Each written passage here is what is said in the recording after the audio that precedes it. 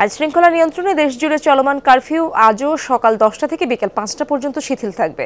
গতকালের মতো বেলা 11টা থেকে দুপুর 3টা পর্যন্ত আজও সব সরকারি, আধা সরকারি ও স্বায়ত্তশাসিত প্রতিষ্ঠানসমূহ খোলা থাকবে।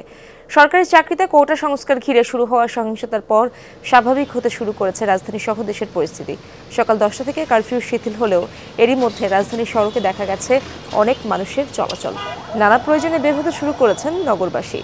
সহিংসতার আতঙ্ক কাটিয়ে আবারও স্বাভাবিক হতে শুরু করেছে নগর জীবন। আজও অফিস খোলা থাকায় বুধবারের মতোই সড়কে যানবাহনের চাপ শুরু হয়েছে।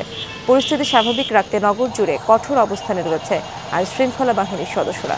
নগরবাসীদের প্রত্যাশা, খুব দ্রুতই স্বাভাবিক হবে রাজধানী সহ দেশের পরিস্থিতি।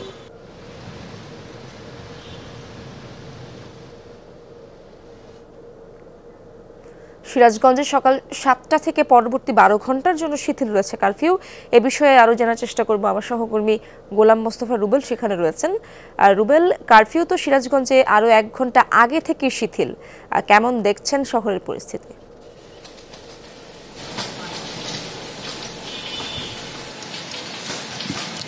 ইসরাত, আসলে গতকাল থেকে কিন্তু এই কারফিউ শিথিল হওয়ার পর থেকে অনেকটাই কিন্তু স্বাভাবিক হচ্ছে জনজীবন।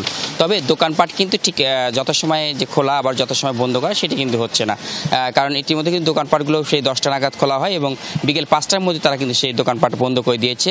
এমনটাই আমরা দেখেছি গতকাল। ঠিক আজও কিন্তু সেই চিত্রটাই দেখতে পারবেন। আমি রয়েছি শহরের মূল যে প্রাণকেন্দ্র এসি স্টোর, সেই এসি স্টোরে রয়েছি।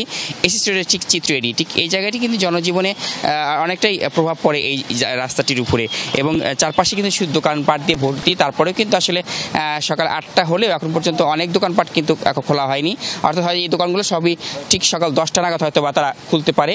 এবং একই সাথে বাজারঘাট যেটি রয়েছে, বাজারঘাটের যে লোক সমাগম খুব যে একটি বেশি সেটি কিন্তু আমরা লক্ষ্য করছি না। তারপরে মানুষের মধ্যে যে আতঙ্ক, সেই আতঙ্ক কিন্তু এখনো বিরাজই রয়েছে। সেই বিরাজমান থাকার কারণে কিন্তু আসলে লোকজন খুব একটা যে বেশি রাস্তাঘাটে চলাচল সেটি কিন্তু লক্ষ্য করছি না। একই সাথে সরকারি কর্মকর্তারা যারা রয়েছেন তাদের সেই অফিস আদালত কিন্তু খোলা হবে সকাল 11টা থেকে বিকেলে 3টা পর্যন্ত। ঠিক তখন হয়তো বেলা বাড়ার সাথে সাথে লোক সমাগম কিছুটা বৃদ্ধি হলেও ঠিক বিকেল 5টা নাগাদ থেকে কিন্তু লোকজন ঠিক আগের মতোই, ঠিক কারফিউর মতো করে কিন্তু তারা সেই ঘরে ফিরে চলে যায় এবং তারা কিন্তু খুব যে একটি বাইরে থাকা সেটিকে আমরা লক্ষ্য করছি না গত 2 দিন যাবৎ। তো যদিও সিরাজগঞ্জ জেলা প্রশাসক মীর মাহবুবুর রহমান তিনি ঘোষণা দিয়েছেন সিরাজগঞ্জে সকাল 7টা থেকে সন্ধ্যা 7টা পর্যন্ত তাদের এই কারফিউ, অর্থাৎ এই এলাকাটি কারফিউ অবমুক্ত থাকবে এবং শিথিল করা হয়েছে।